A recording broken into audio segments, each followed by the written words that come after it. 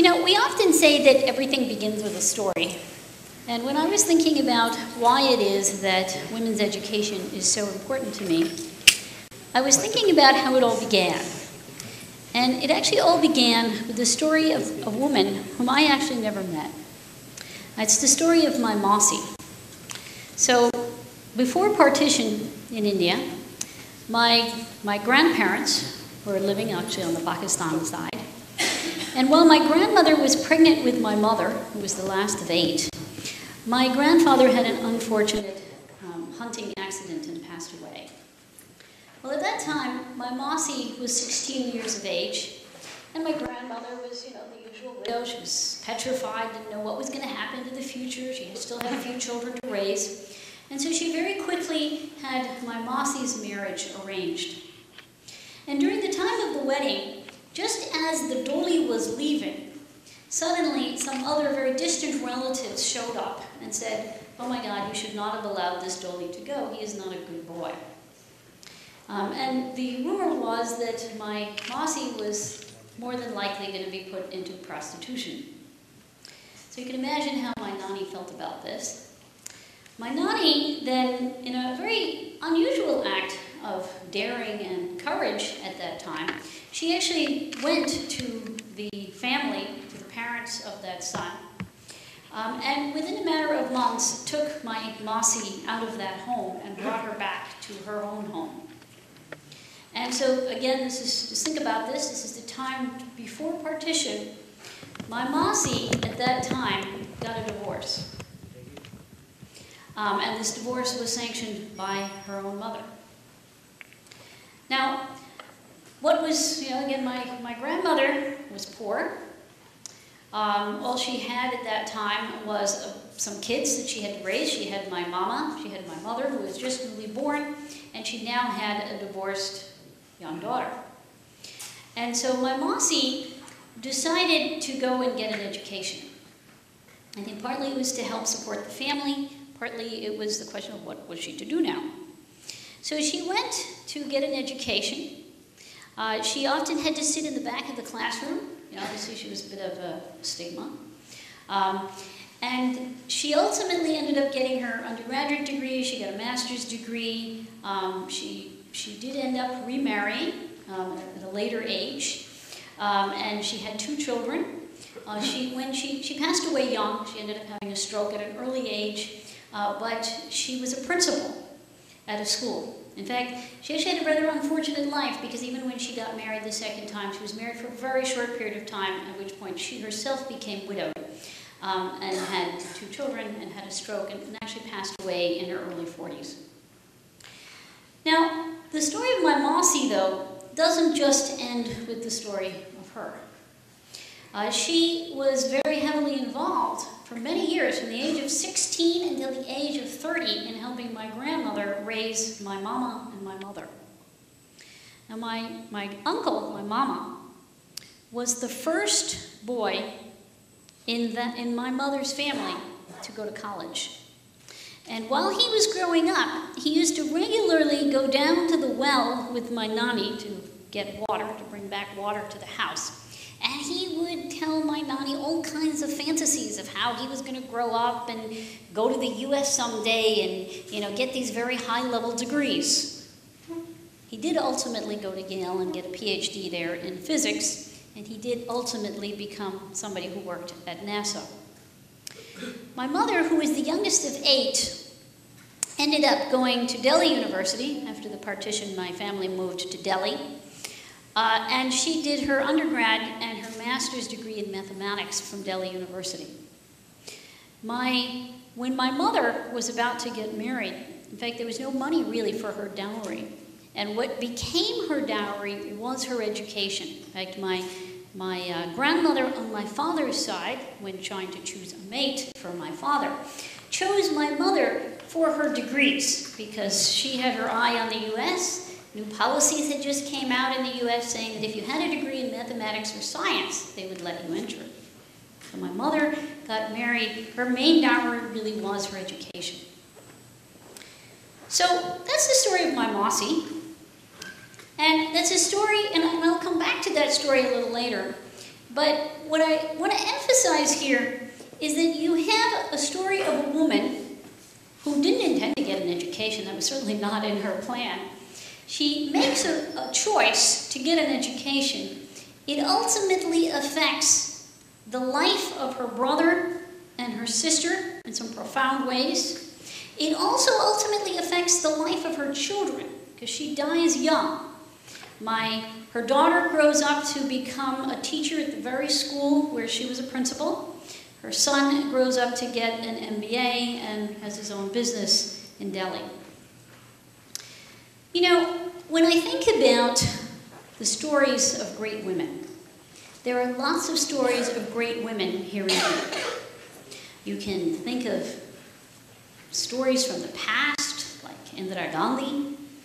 You can think of modern-day heroes, like the CEO of HSBC, Godrej. You can think of Mayavati. You can think of, and I deliberately chose Mayavati because I think that, I think it's fair to say that it's impossible to be a famous politician in India if there isn't some corruption involved.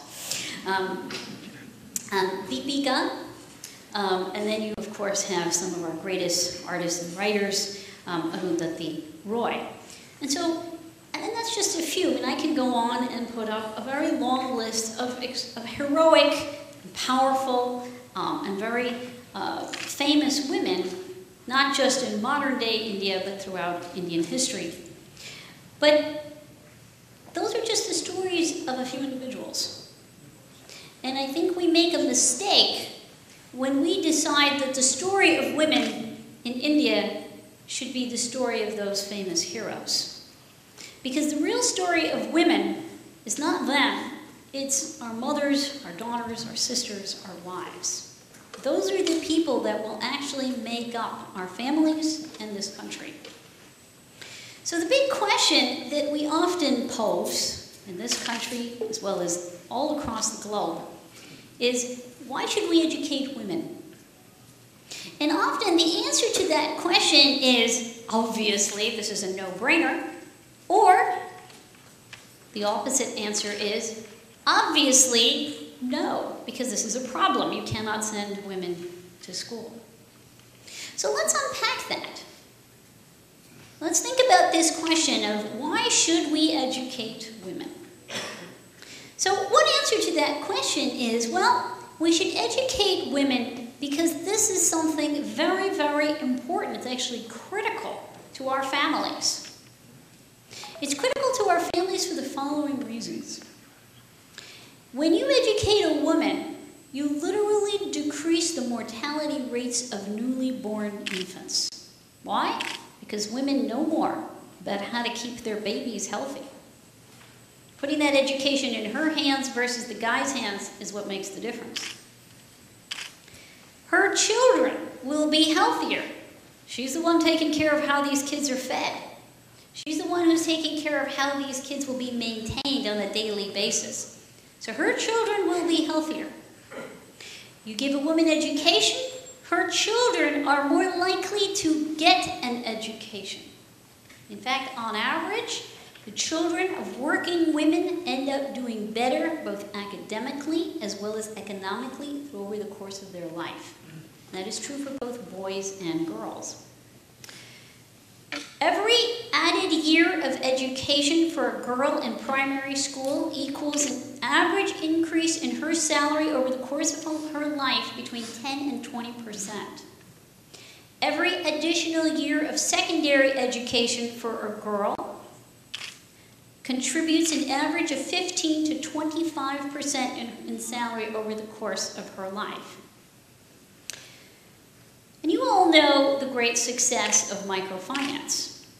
One of the things that's fascinating about microfinance is that the real success of programs like that happens in Asia. Why? Because one of the things that has been shown and documented over and over again, by the way, we've even documented this effect even in the United States when you look at Asian women.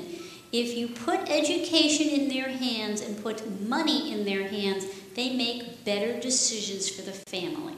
They are more likely to put away money, save money, And when they spend money, they're more likely to invest that money in their children's health and education.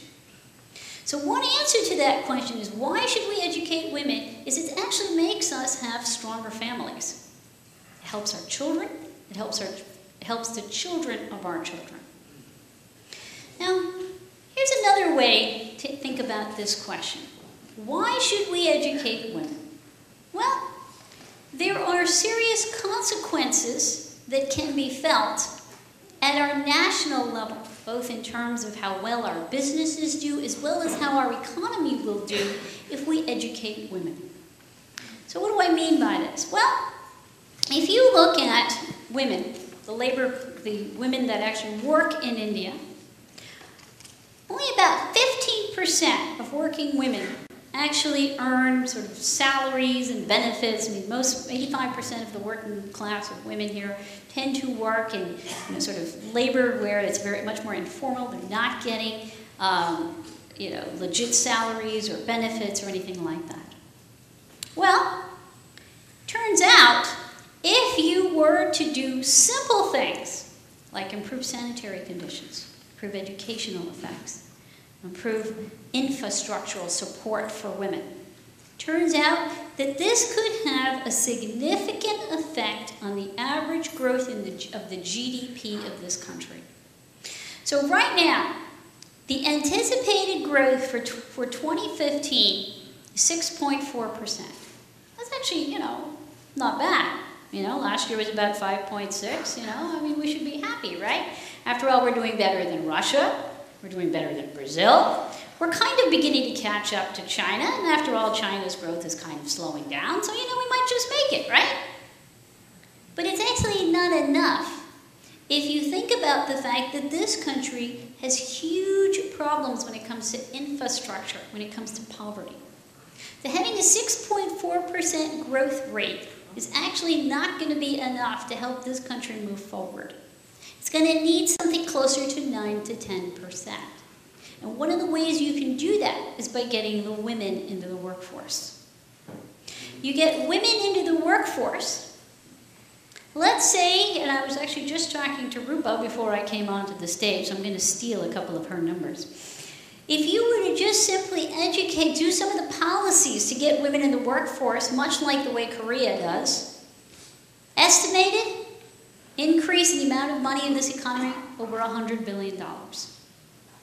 If you were to have similar numbers of women managers to male managers across the different states in India, that's sort of equivalent to the state of Karnataka, increase per capita income by about a third. One of the big controversies that has happened in the West is they say, well, why don't we have more women on boards, board of directors, right? Because right now it's a little bit of a scandal that only about, 16% of boards of Fortune 500 companies have women. By the way, in India it's less than 5%. Well, why does it help to put women there? Is it just because we want to have women there because they look pretty? Well, actually not true. If you put women on a board of a company, you actually see an increase of sales of about 16%. You also see an increase of sort of return on capital investment of over 25%. Why? Because they're bringing different knowledge. Keep in mind that when you limit yourself to only having males, the knowledge base becomes redundant. You are living in a world today where you actually need as many bits of knowledge and as many different styles of problem solving to come together to work in unison to actually solve the problems today. You need it more so today than ever before. So if you actually want to get close to a 10% growth in GDP, your best bet is to actually bring more of the women into the workforce. Total number of percentage of women right now in India that are in the workforce is somewhere around 25%. So there's a lot of room there for growth.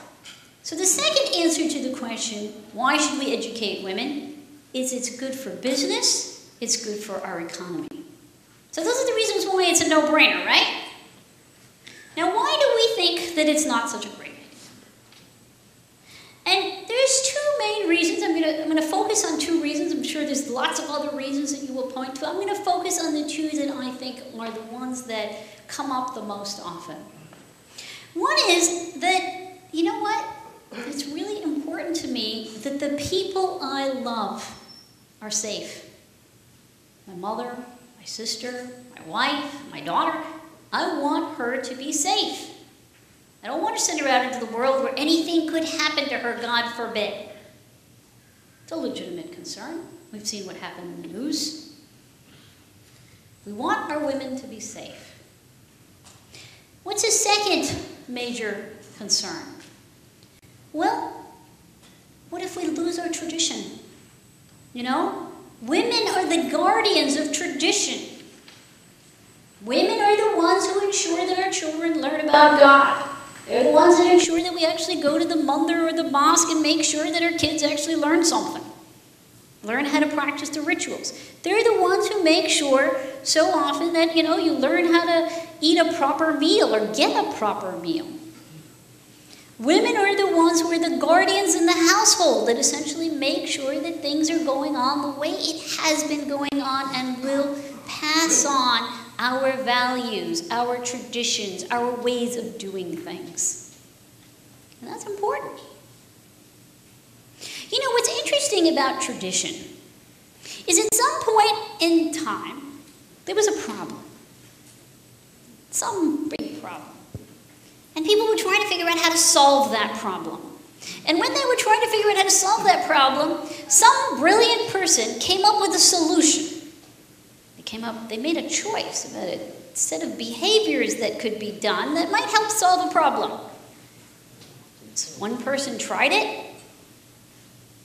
Maybe a new way to make a dish, maybe a new way to pray, maybe a new way to do something.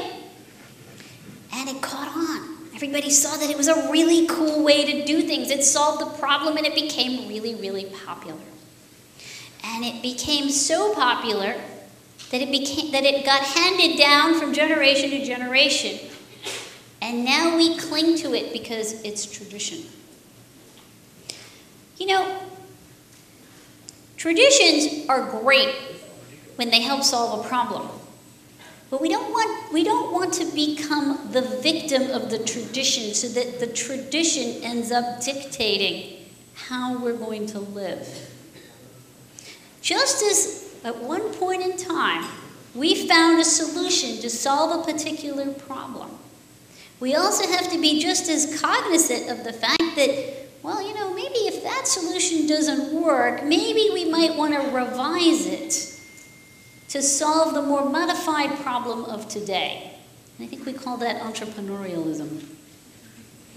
So let me now talk to you again about what happened to my mother. I told you about my Mossy. So my mother gets a master's degree in Delhi University in mathematics, and she marries my dad. She was actually more educated than my dad. And she ends up going first to Canada, because that's where my mama was, and so she went to Canada. Well, I was born in November of 1969. And my father was still trying to make his way over there to Canada. My mother was sponsoring him by visa. So when I was born, my mother was all alone in this hospital in Toronto, in the midst of a giant blizzard. Now, my parents, when they went first to Toronto and then they moved to the United States, they lived in New York, they went to New Jersey, and they brought with them a very, very strong Sikh tradition. Right? Wherever they went, they built a gurdwara if there wasn't one there. Right? And when I was growing up, I used to go to the gurdwara every Friday night, Saturday night, and most of Sunday. Practice the 5Ks, never cut my hair, kept my underwear on even in the shower, always wore my kara, you know the drill. Right? And of course, I was a good Sikh girl. I remember in the gurdwara, I used to make langar, I used to make rotis, because I understood when I grew up I'd be a doctor, an engineer. I was, of course, going to, get married to a suitable Sikh boy, when the time came, just as my parents had done. Well, my parents had a bit of a shock when it turned out that I was going to be blind. And that became a debate. What was going to happen to this girl? What should we do with this girl? It was a huge debate. It was a non-trivial debate. You know, they went to tradition to try to find the answer. I went to so many gurudwaras and mandirs, and I don't know how many religious people I got blessed by in the hopes that it would make a difference. I also, my father had this idea that he was going to become very wealthy so that he could give me a really good dowry so that we could find me a husband that was going to be able to take care of me. And my mother, who, you know, was somebody who had been educated, you know, as a traditional wife, she didn't work. She stayed at home. I grew up eating very good Punjabi meals. And when it came down to me going to school, it was also up in the air. Should I go to school? Which school should I go? Should I go to a school for the blind? Should I go to the school that was normal? Americans couldn't agree on what should become of me. Indians couldn't agree on what should become of me. My father didn't know what should become of me. I remember my mother, again, in this very odd, courageous act, when she was told to send me to a school for the blind, she said, "No, my daughter's not blind." And so then she decided to educate me at home. And my parents used to fight about what was going to become of me. My father really thought that he needed to make sure that I'd be kept safe at home and that he was going to find me a suitable boy and he was going to earn enough to get me a dowry. My mother at one point was reading the Reader's Digest. I think they still read that magazine in India. We don't read it as much in the US, but occasionally I've seen that one here. Anyway, my mom's reading the Reader's Digest and reads about some psychologist in there who's blind.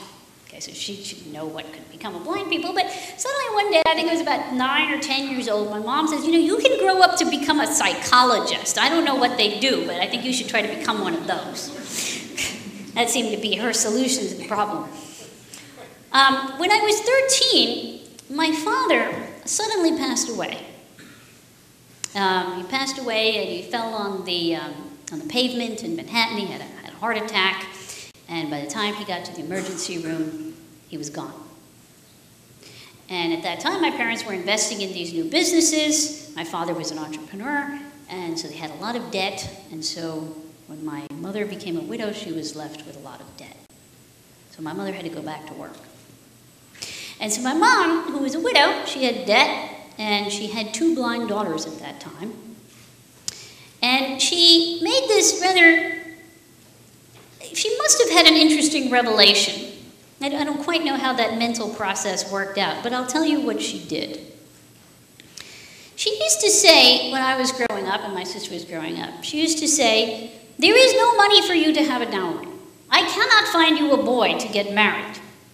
You have to stand up on your own 2 feet. She used to say that over and over again. She said, "I don't want to hear anything about boys. You're going to have to stand up on your own 2 feet."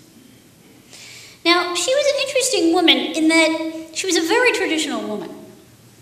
My mother's a very devout, religious woman, very traditional, and yet it was a rare act of what we might call feminism, right? Because my mom told my sister and I that above all else, education came first. And in fact, whatever money she ever had, she put towards our education. That was the only thing she would put money towards, was our education. And when the time came for me to go to college, so in my household, we had lots of relatives that lived in the United States, as well as in India. Girls didn't go away to college. Boys did, but girls didn't. You commuted because you wanted to be safe. My mother went, and many of my family members counseled my mother. What was she doing? But my mother said I would go wherever I got in, whichever was the best college, she was going to send me there no matter what. And so I was actually the first girl to go away to college in my family. And I went to a school in Philadelphia called the Wharton School of Business, and then later after that, I ended up, for my graduate work, I went to Stanford. So my mother was in New Jersey. I went all the way to California. So we actually had to take a plane to get to me. Forget about, driving or taking a train. You actually had to take a long flight, like a 6-hour flight. So my mother sends me away. And my mother was often asked, "Aren't you afraid? What are you doing? Sending your daughter all these places? She's blind." And my mother would say to people, "I can't take care of her. She has to take care of herself." And I know that the day I got into Stanford, my mother apparently cried for a week. Now, she never told me this. I was actually told this by others, that she cried for a week. She wouldn't come out of her room because she was so scared. But she never told me this. And when my mother was asked by others, why did she do it? She said, "I had to swallow my fear because she has to stand up on her own 2 feet." So what's interesting here is that my Mossy, whom I never met, she made a choice. She went against tradition. She took a courageous act. That choice that she ended up making affected not just the lives of other women in the family, but it also affected the lives of men. It affected her children, her siblings, and ultimately it affected her siblings' children. So my mother, because of the education that she got, because of the new tradition that was set in her family, was able to use that education in a way that enabled her to find solutions to problems that otherwise there was not. She didn't have anywhere to turn to find a solution. And really, education was the only thing that enabled her to have the tools that gave her an ability to come up with that solution. Ultimately, what is the role of education? Education teaches us not just how to choose, but how to create new options, meaningful choices. So to conclude, I think it's time for India to swallow its fear, for India to set their women on a path where they are now made to stand up on their own 2 feet. And I think that is how we can help create a world with better choices. Thank you.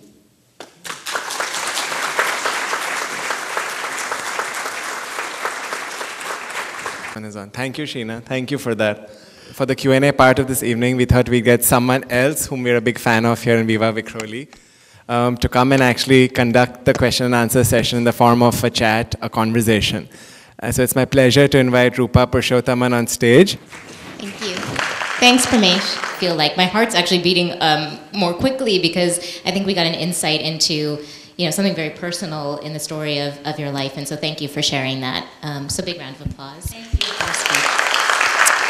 I have many questions for you, Sheena, because I think these are 2 topics, GDP growth and gender, that are the closest to my heart. But I think I'd limit it to 2 questions just to kick off this conversation, one macro and one micro. By the way, guys, she's more of an expert on GDP. Just know that. But one thing I wanted to ask, when we try to connect this whole question on gender to India, there's something very idiosyncratic about India. And when I say that, I mean that we talk a lot about increasing education for women, but in India, we don't see that directly translating into higher participation rates or higher employment in the case of women. So in some, if you look at statistics, high school graduates in India who are women are less likely to work than women who are illiterate. And a lot of that has to do with choices of marriage, again, family structures, and who gets more educated. So one of the things that I wanted to ask you is, how do we think about that, looking at maybe other countries, other examples, how to really, what are the things that we can do to increase the choice to work for women if we think that that is something valuable to do? One of the things that I really just talked about some of the ways in which I think there are some traditions that could be changed.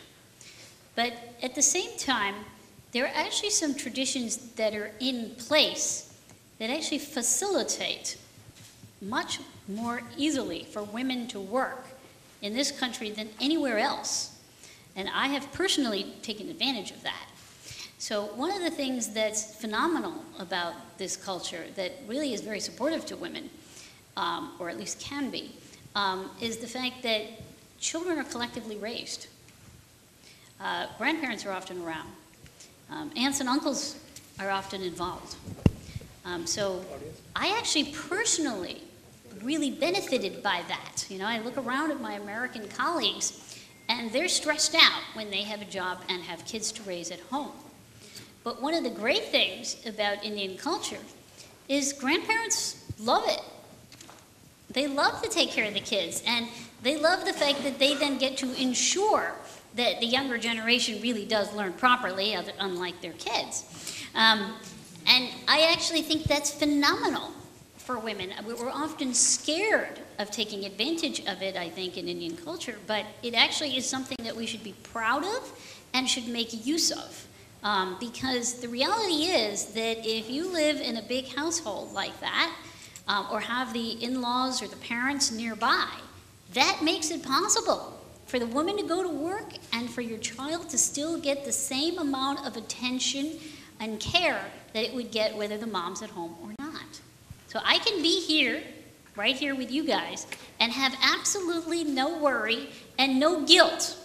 You know, my son is back at home being properly taken care of by his nani and his ayah. And he's had his ayah, again, that's a very Indian tradition. He's had the same ayah since the day he was born. No, very good point. You know, I think that one of the things just related to this is this question I was asking about micro, about kind of connecting it to your academic work, decision making. You know, when I look at India right now, gender is, you know how they say love is a battlefield? I would say gender is the battlefield right now as India is growing so quickly. And so many, you know, different issues sort of express themselves through the fight and the battle on gender. And so in some sense, particularly in urban India, as you said, as wage and salary work for women increase, it's almost like 1950s Mad Men India version. And in other ways, it's sort of like still feudal ideas about the role of women in the household, which you mentioned in your speech. So when, you know, particularly adolescent girls, young women are starting to have more choices and have to make choices that are different to what their mothers would have made. What advice would you give to them in terms of being able to navigate the choices that they have? How can they make better decisions? Yeah, that's a great question. I mean, I guess it's probably very clear in my talk that I'm very biased in favor that every girl, it's not a request, it's not a hope, I think it's an imperative. She does need to be able to be independent because, I mean, it's important for her children, it's important for her, you just never know. I mean, it wasn't like my mom was telling me to go stand on my own 2 feet and be independent just to be a feminist. I mean, she was honestly saying, look, you never know, he could die on you. And the truth is that I really believe that it is important that every woman in India have that ability to be self-sufficient because she really doesn't ever know, and it really is in her hands what will happen to the children. But I see it as an imperative. No, that's great. Can I just open it up to questions from the audience? We already have some hands going up. I have a question. I'm Piyush.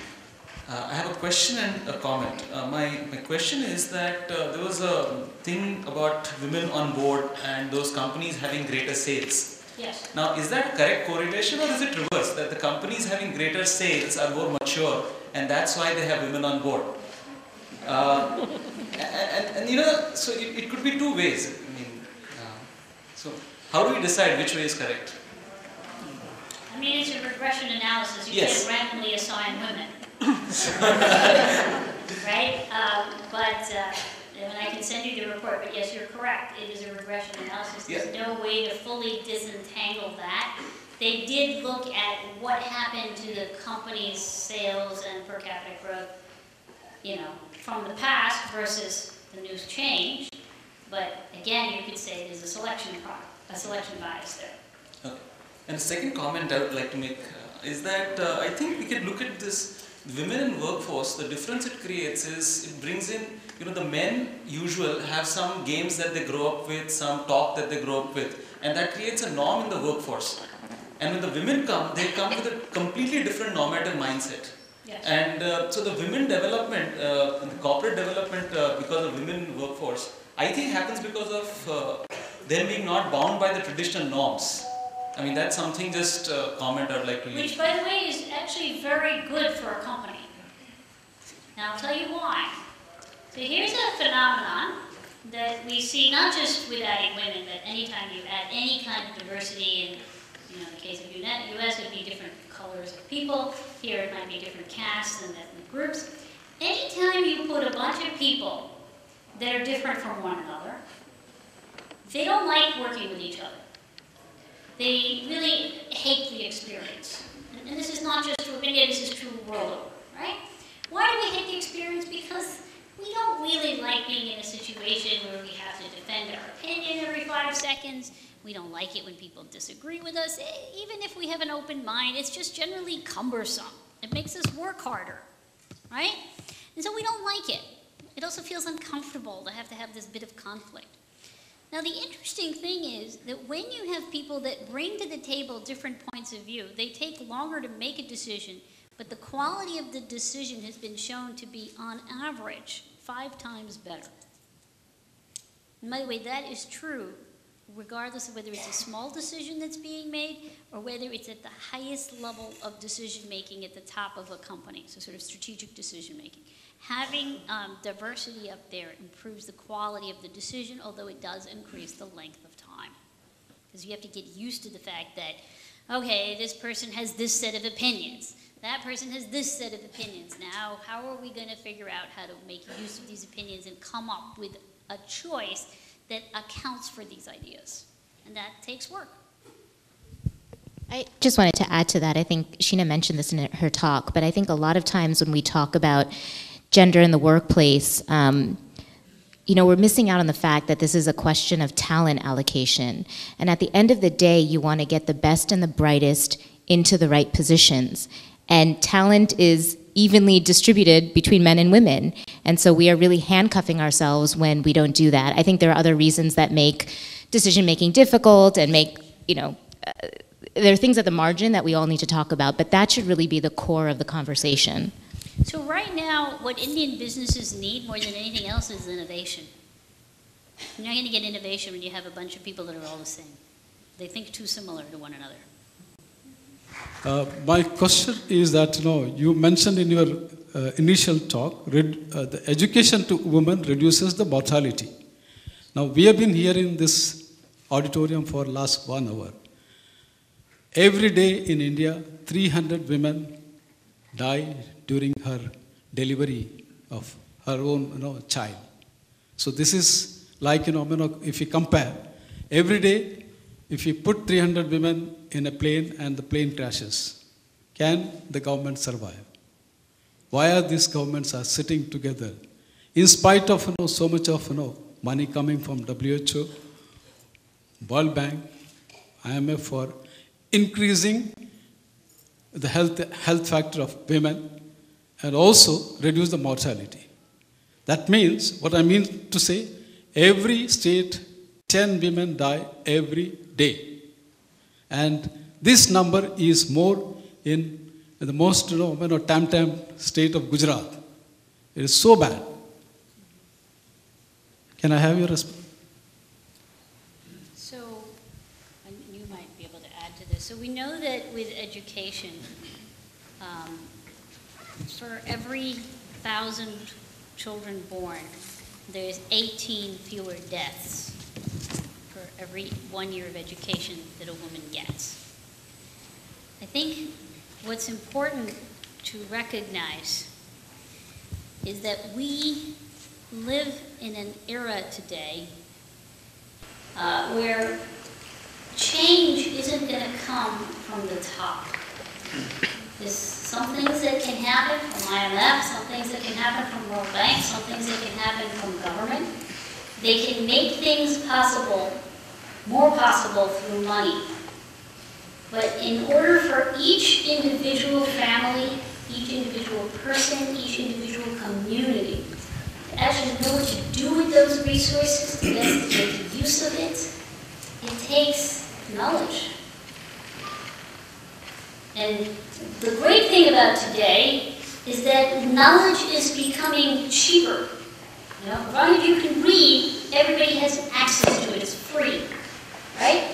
And it's amazing that cell phones can be in the hands of anybody, almost anybody now. But they need education. So even in the US, people who spend a ton of money, get a ton of money allocated to their health, they have issues when they go to their doctor. What's the difference between an average American and an average Indian when they're sick and they're not getting the right treatment from their doctors? They read and they start questioning their doctors. They take ownership of it. And that's essentially what education does. It helps you take ownership of what's going on. You can ask more questions. Yeah, Sheena, first of all, I totally agree with whatever you have said. And I'm glad to share with you that I myself see a lot of difference in the way the education is provided to women. For instance, I was just thinking my mother had to struggle to do her graduation. My sister fortunately had support and could do her post-graduation. And I see that my niece could probably do much more. But I have a question which is pertaining to the women equal right in the property of her parents. So I know that is not your subject, but I wanted to know what's your opinion on this, because many women somehow they feel that they have a right in the property of their in-laws, but not of their parents. And the parents also just disown their daughters. They say, we have given you education, and now you are self-sufficient, you can earn, now everything will go to my son. This is very strange, because even in my family, I have to convince my brother and my father that my sister is going to get whatever we both get. So it's like very strange. And when I talk to my wife about it, she gets worried that, okay, is he asking something from my parents now, or what is it about? So I know heart of heart, every woman wants to be treated equally by her parents, but many women just ignore this fact that they are daughters for all their lives and not just till the time they're married. So what's your opinion on this? I mean, that's what you've done is you've raised another example of a tradition that, had some reason why it, came into existence that was probably economically useful at that time, but now could benefit from revisiting in terms of a dialogue.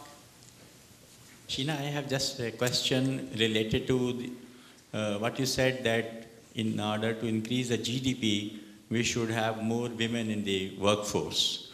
Now, an interesting fact is I recently saw a bank in Bombay which it's a cooperative bank but very, very successful bank, and that has 75% of women in their workforce. So when I was talking to the chairman and whether he has the policy that they should have more women as a workforce, so he said no. It's very strange. People think that I have a policy, that's why it has become 70 or 75%. It's actually all that we are doing is we are giving women or females their due. Because we are not biased about the gender, so women are doing better in the in the tests or interviews, so they get selected. So I thought I will ask you your views on this and your comment on this. I think that's a wonderful example. By the way, on average, women, if you give men and women equal opportunities, women do on average perform better. Just as a quick note on that. So. Yeah. Hi, I'm Ankur, and my question is that in past couple of decades we have seen that there have been a lot of work for women education, their empowerment, their the kind of choices that they can make, their decisiveness, the decisions that they can make themselves.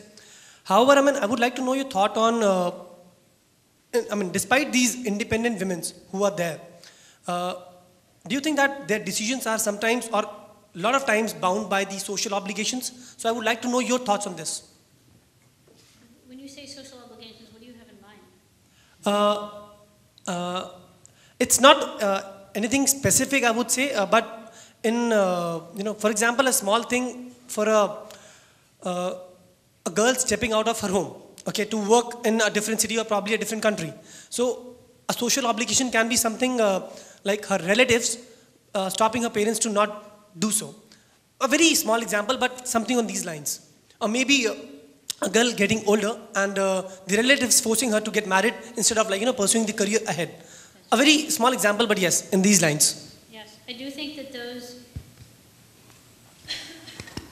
Here's I think you brought up some wonderful examples. I could come up with a bunch of examples too. Some of them are even more trivial, like, let's say I was actually recently talking to an Indian woman who's extremely high up in Ernst & Young.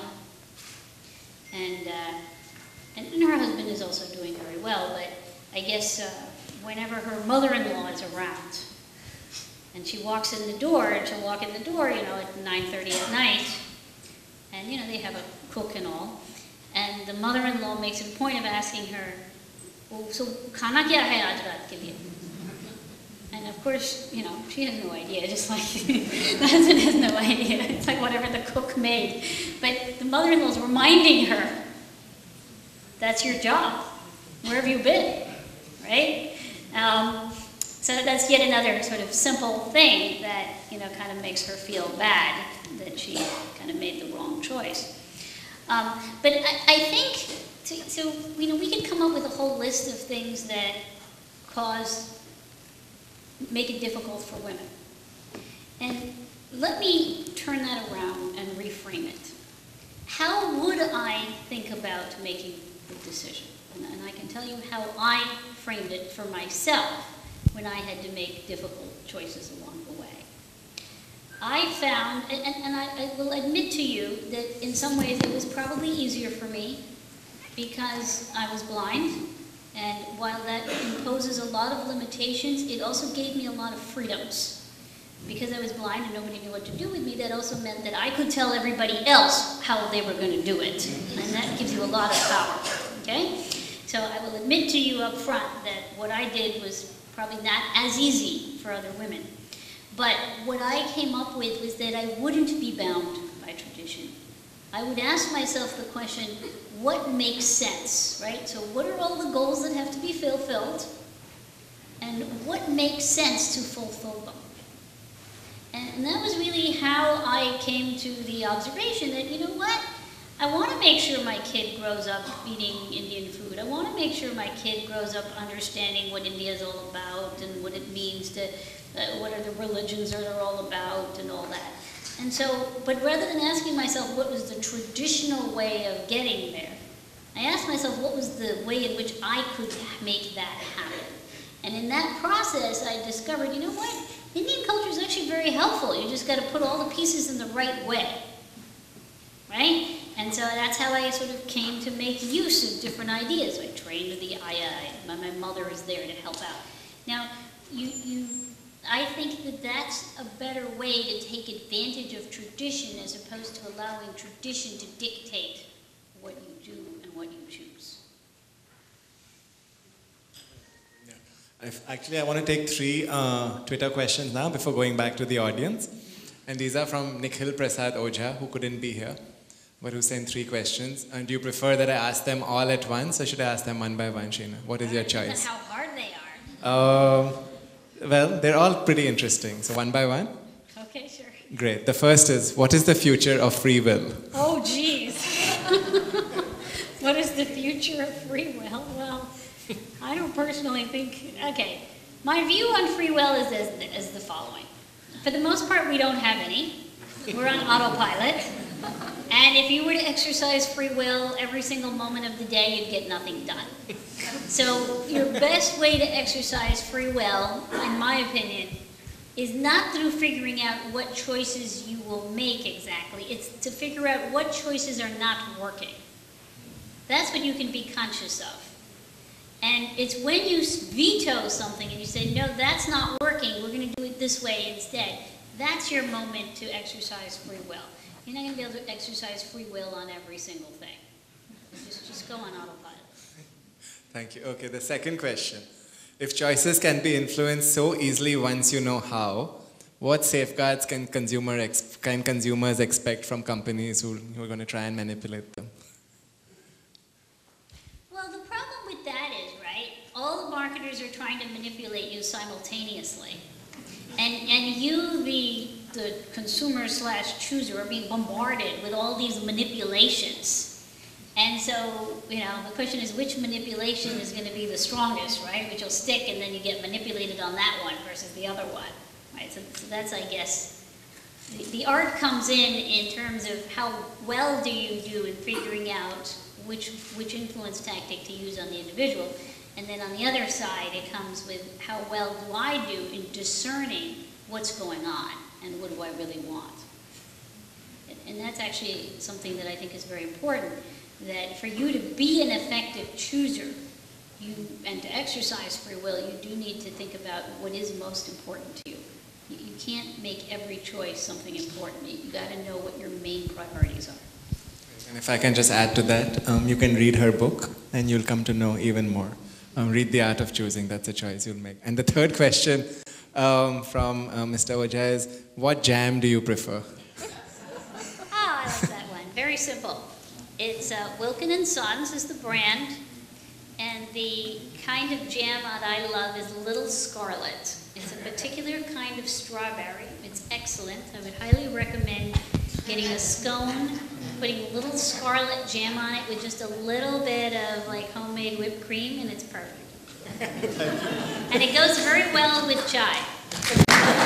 Because you asked this question on consumption, I just wanted to tie something to a point that Sheena made earlier. When we looked at what happens when women start going to work and how they spend, what we found is that the biggest, the sectors that benefit the most are financial services and spending on children. So again, going back to that earlier point that even at the basic level of increasing education of women, you see a direct impact on kids. Then when you start talking about women going into the workforce, again, what you see is that the biggest impact is on the the multitudes that you can spend on children. So it makes good business sense for companies to encourage this, because then everyone will spend more and then companies will make more money, right? Ultimately. Yeah, well, I think the whole argument about more women in the workforce is that for India, we're hit twice. We have such low participation rates, and we all know that employment is arguably our biggest issue, even beyond infrastructures, how to generate employment for all of these young people. But then on top of that, we have a big pool of, to some degree, educated women that don't participate. And that's the thing that's low-hanging fruit. If you can figure out how to engage in the workforce, there'll just be outsized benefits. Let me add something. I spent some time with Prime Minister Abe's wife, right, Mrs. Abe, which some of you may know. She's a very strong supporter of increasing the number of women in the workforce in Japan. And it's argued that the economy of Japan could really be saved if women were to go to work. Now, I actually think that the benefits that could come from having women educated and working in India are going to be far greater than Japan, than Europe, for the following reason. The workforce in India is the youngest. You have, in terms of the world's labor supply, you have a real opportunity here to create the most educated young labor supply. And it's in India's interest to capitalize on both men and women for that. So I actually think that India could do better than a Japan or the United States or anywhere else if they were to have their women engaged. And because when they're engaged, not only are they engaged, but they'll also get their children to engage, which will just generally have a ripple effect. Sheena, you've spoken about business and you've spoken about family. Could you also speak a little bit about men and men being part of the problem? For a man to choose to educate women means to give up some amount of power and some amount of control. So what would you say about the male choice in educating women? That is a great question. So I think that this was actually a thing I was dodging in my I will admit to that. That's why I focused on family and business. Do you have an answer to that? Well, I like to piggyback on all of Sheena's questions. But what I was going to say is that rather than look at it in terms of the negative, in the work that we do with adolescent girls, you know what I would say is the biggest leading indicator of our girls being successful, not dropping out of our programs and so on, is their father being supportive of them. So I feel like there are huge heroes in terms of these fathers that just believe in their girls, and that means that they go far beyond anything else. Their grades in school, what their teachers say, that is by far the biggest variable, I guess, anecdotally. I mean, I do think it's in men's interest to have their daughters safer and more educated so that they're prepared. I think it's in men's interest to have their sisters in a better position, to have their mothers in a better position. And you're right that if you have a household where the wife has education, so therefore she will have an opinion, and she might disagree with you, which might make it uncomfortable for a guy, which he may not appreciate. But at the same time, the fact that she has education and has opinions might lead to that household overall being better off, right, in terms of better overall decision-making going on. I mean, that's essentially the mind shift that has to happen for the guy. He has to be thinking not just about his own comforts, but about the broader comfort of his collective. Yeah, if I can just interrupt, Sheena, that's, households being better off that's like thinking rationally, right? And people don't think rationally about these choices. They think either emotionally or often reactionarily. Is there an argument that one can use at an emotional level, not at a rational level? Can I say something, please? I mean, it's still going on this argument, but the world has changed. And the value of girls is very different. While you can say that a lot of this is emotional, I would say that it really goes back to very rational decisions of who brought income into the household. And in today's world, those arguments don't hold up anymore, but those mindsets have still held up. So I think if we can change mindsets about the value, and I'm very rational, the economic value of girls, all of a sudden I think a lot of those things will change. So you might not see it, but when women start and people get over the hump of being able to see women earning sizable incomes relative to others in their household, then all of a sudden there's value in and of itself.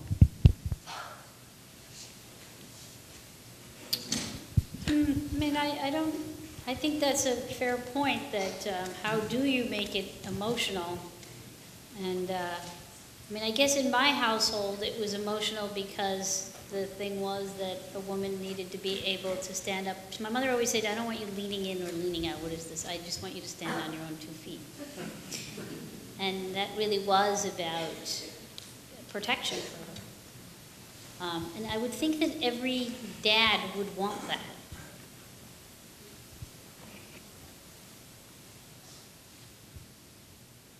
Yeah, the next question. Hi, my name is Rusha. I'm an academician and I would like to ask you a question on choice. How would you say that what is the optimal number of alternatives that should be presented to a consumer? The idea is that if you offer them more choice, that might lead to a preference match. On the other hand, if you increase the number of choices, that might lead to a choice overload. So how do you decide on what is the optimal alternatives that should be presented to a consumer? And my second question is social norm a better way to nudge people? A better way to what? Nudge consumers. Oh, you mean like doing what your friends are doing? Yes, yes. A descriptive norm, for an example. Yeah. I mean, so those are some complicated questions. If it's something that you know nothing about, and it's a fairly easy choice, generally speaking, I mean, a rule of thumb is around 5 to 10 choices. If you know more about it, it becomes easier. So like, for example, ice cream flavors, we can handle more. We kind of have a sense of how to organize things like lychee flavor, or mango flavor, or lavender, etc. If it's a very complicated choice, we typically say, organize it into 3 tiers of 3s, like so tier it to make it easier for people to go through the choosing process. So I mean, those are just some rough rules of thumb, but in general, the way you want to find out is by pre-testing it and seeing what people can handle. In terms of your second question, in terms of social norms, it has to be a domain in which people are A, comfortable with knowing that these people chose this, so therefore I should choose this. Remember, there are many norms, many domains of choice where we don't want to be like everybody else. Maybe that's more of a Western phenomenon than an Asian phenomenon, but it's still beginning to happen in this country as well. We don't always want what everybody else wants. And the second thing to keep in mind is there are certain domains in which we don't want to go through the effort because it takes a lot of expertise to figure out which one to choose. And that's a domain in which, we tend to go with the norms, what's the proper thing to wear for X event, where there's clearly a norm that you have to follow, or what's the, proper thing to do in X circumstance. I am a working woman and I've worked all my life. The problems I faced and most women face are how to deal with childbearing and child rearing. And then the woman has to move to where her husband is.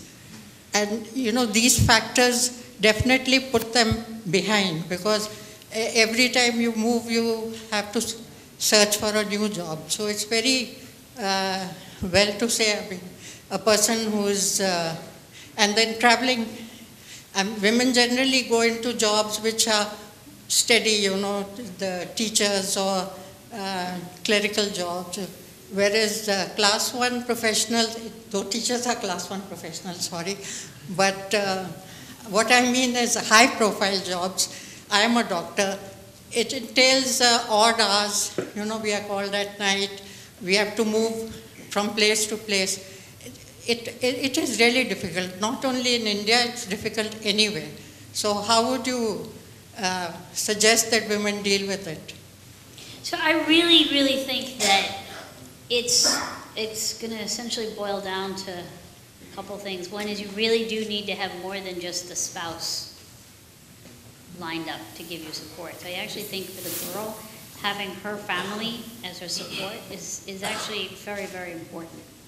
I know that often goes against many parts of India's traditions, but having her family there to support or putting some kind of an infrastructure in place is actually very, very important because you do have 2 careers. And then the second thing that I think is really important for women is that they shouldn't be upfront limiting themselves to particular kinds of career. I mean, so many times we do because of norms or traditions, etc. But you actually want to equip yourself with as many ways to think about what you're going to do over the course of your life so that, you can adjust and adapt. There's going to be times when he has to move, there's going to be times when you have to move. And that shouldn't be based on whose gender it is. It should be based on what makes the most sense for the family. But I don't mean to minimize the dilemma you're pointing out. It's a very real one. So I don't mean to be packed about the solution. Thanks, Sheena. If I can ask the last question to both of you, and that is, what's the most difficult choice that you all have made in your life? And if you want to share it with us. And if it's a happy one, we'll end on a happy note. And if not, so be it. Difficult. Oh my goodness. You should go first.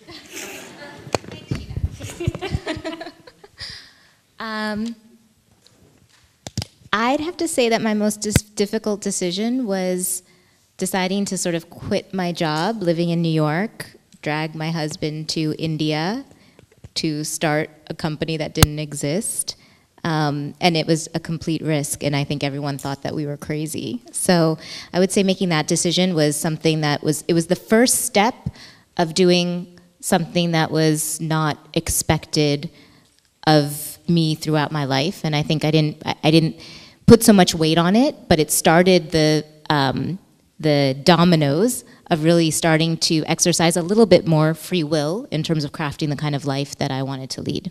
But that was the most difficult and also the most fruitful. Thank you. Sheena. Wow. Made quite a few, I guess, difficult choices. You know, I think the decision I made very early on, when I was in grad school, was the choice to study choice. Now it seems obvious, but it wasn't at the time when I actually made that choice. It took a lot of deliberation and went through a lot of process to figure out, oh, okay, so I guess maybe I'll study choice. It seems like an interesting thing. Oh, you know, there's a lot of things I could look at in this thing. It seems kind of cool, and so let's try it out. And I would say that what made that choice really fruitful wasn't just the initial choice to study it. It actually was all the choices I had to make subsequent to the original choice every day to make that study really fruitful.